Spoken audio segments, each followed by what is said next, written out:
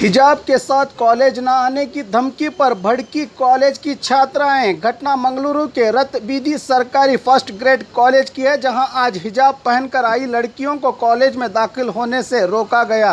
ये काम कॉलेज के एक शिक्षक P1 और इसी कॉलेज के ABVP छात्रों ने किया है। इसके अलावा कॉलेज में इन हिजाब वाली लड़कियों का सामाजिक बायकॉट करने, लाइब्रेरी में पढ़ने, कॉलेज कैंटीन में खाने, कॉलेज में पानी पीने, क्लासमेट में से किसी को इनके साथ बात ना करने की धमकी और रोका गया है। इन लड़कियों के साथ ही कॉलेज के एक शिक्षक ने कॉलेज ना आए वरना गेट बंद किया जाएगा, तो वहीं कॉलेज के एक कर्मचारी ने इनको आतंकवादी तक कह दिया। व्हाट्सएप और सोशल मीडिया पर यह धमकियों का संदेश भी रवाना करने का आरोप लड़कियों ने लगाते हुए आज कॉलेज कैंपस में अपने इंसाफ के लिए लड़ती नजर आई ये हिजाब वाली छात्राएं।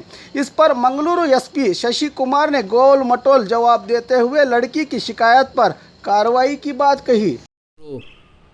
ನಗರ ಕಮಿಷನರೇಟ್ನ ವ್ಯಾಪ್ತಿಯಲ್ಲಿರುವಂತಹ ಬಂದರು ಅಥವಾ ಉತ್ತರ ಪೊಲೀಸ್ ಠಾಣೆ ವ್ಯಾಪ್ತಿಯಲ್ಲಿ Dayanand Pai first grade college ಏನಿದೆ, ಈ ಕಾಲೇಜಲ್ಲಿ ನಿನ್ನೆ 5 ಜನ ವಿದ್ಯಾರ್ಥಿನಿಯರು ಪರೀಕ್ಷೆ ಬರೆಯುವಂಥ ಸಂದರ್ಭದಲ್ಲಿ ಅವ್ರಿಗೆ ಪರೀಕ್ಷೆಯನ್ನು ಬರೀಲಿಕ್ಕೆ ಬಿಟ್ಟಿಲ್ಲ ಮತ್ತು ಕೆಲ ವಿದ್ಯಾರ್ಥಿಗಳು ಅಡ್ಡಿಪಡಿಸಿದ್ದಾರೆ ಅಂತಂದು ಹೇಳ್ತಾರೆ.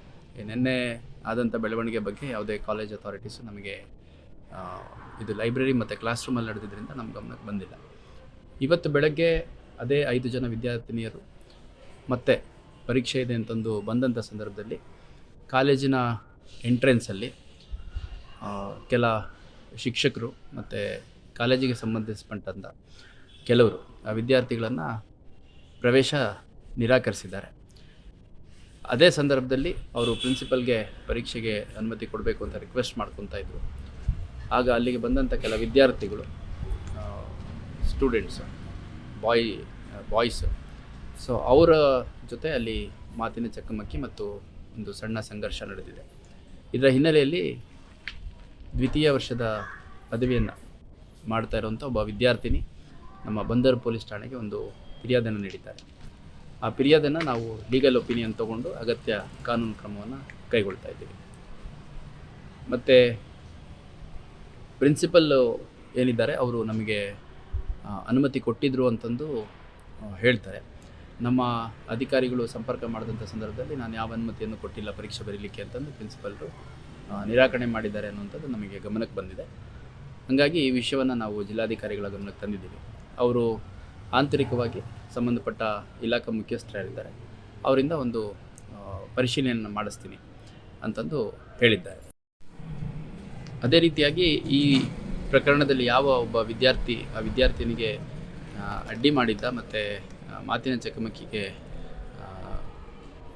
ಮಾಡಿದ್ದ, ಸೊ ಆ ವಿದ್ಯಾರ್ಥಿಯ ಇದ್ದಾನೆ, ಆ ವಿದ್ಯಾರ್ಥಿಯ ಫೋಟೋವನ್ನು ಹಾಕ್ಬಿಟ್ಟು ಆಕ್ಷೇಪಾರ್ಹವಾಗಿ ಸಾಮಾಜಿಕ ಜಾಲತಾಣಗಳಲ್ಲಿ ಇನ್ಸ್ಟಾಗ್ರಾಮ್, ಫೇಸ್ಬುಕ್ ಮತ್ತು ಕೆಲವು ವಾಟ್ಸಪ್ ಗ್ರೂಪ್ಗಳಲ್ಲಿ ಸರ್ಕ್ಯುಲೇಷನ್ ಮಾಡ್ತಾ ಇದ್ದಾರೆ ಮತ್ತು ಲೈಫ್ ಥ್ರೆಟ್ ಕೊಟ್ಟಿದ್ದಾರೆ ಅಂತಂದು ಆ ವಿದ್ಯಾರ್ಥಿಗೆ ಸಂಬಂಧಪಟ್ಟ ಕೆಲವರು ನಮ್ಮ ಸೆನ್ ಪೊಲೀಸ್ ಠಾಣೆಯಲ್ಲಿ ಒಂದು ಫಿರ್ಯಾದನ್ನು ಕೊಟ್ಟಿದ್ದಾರೆ. ಅದನ್ನು ಕೂಡ ನಮ್ಮ ಲೀಗಲ್ ಅಡ್ವೈಸರ್ ಏನು ನಮ್ಮ ADP ಇರ್ತಾರೆ ಅವ್ರ ಹತ್ರ ನಾವು ಕಾನೂನು ಅಭಿಪ್ರಾಯವನ್ನು ಪಡ್ಕೊಂಡು ಅದರಲ್ಲೂ ಕೂಡ ಅಗತ್ಯ ಕ್ರಮವನ್ನು ಕೈಗೊಳ್ಳಲಾಗುತ್ತೆ.